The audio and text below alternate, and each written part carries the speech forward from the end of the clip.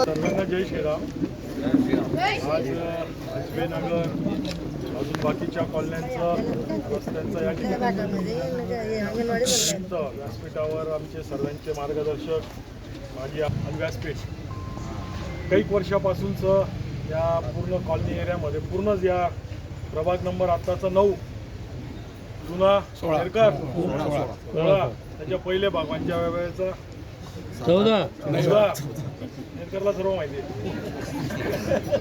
तेव्हापासूनचं सर्व बॅकलॉग या भागात या ठिकाणी होतं, परंतु आपण टप्प्याटप्प्याने गेल्या 7 वर्षापासून हा पूर्ण भाग चांगल्या प्रकारे या ठिकाणी रस्ते आपण केलेले आहेत, लाईटं लावलेले आहेत आणि आता उरलेले कामही या 5 वर्षाच्या आत सर्व या ठिकाणी होऊन जाणार। पाण्याचा प्रश्न आहे, आता आम्ही जागा शोधून टाकलो, तुम्हीच जागा द्यायची, नाही तर पाण्यापासून वंचित राहील।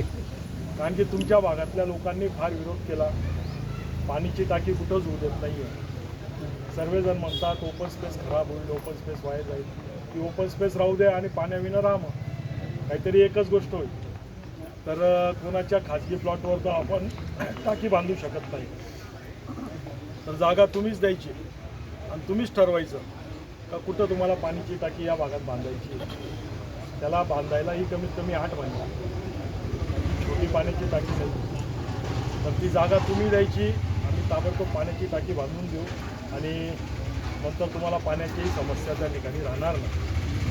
राहिले बाकीचे विषय ते सर्व आपण कामं केले, तुम्ही 4 नगरसेवक आमचे निवडून दिले, त्याच्या पहिलेही निवडून दिले, आत्ताही निवडून दिले, त्याबद्दल मी कॉलनीच्या सर्व नागरिकांचा मनापासून आभार व्यक्त करतो आणि आपल्याला एक खात्री देतो, आश्वासन देतो की आपले जेही कामं असतील, आमचे जे 4 नगरसेवक आहेत ते नक्कीच आपले कामं पूर्ण करतील, कुठलंच बॅकलॉग आपलं राहणार नाही, हे मी आपल्याला आश्वासन देतो।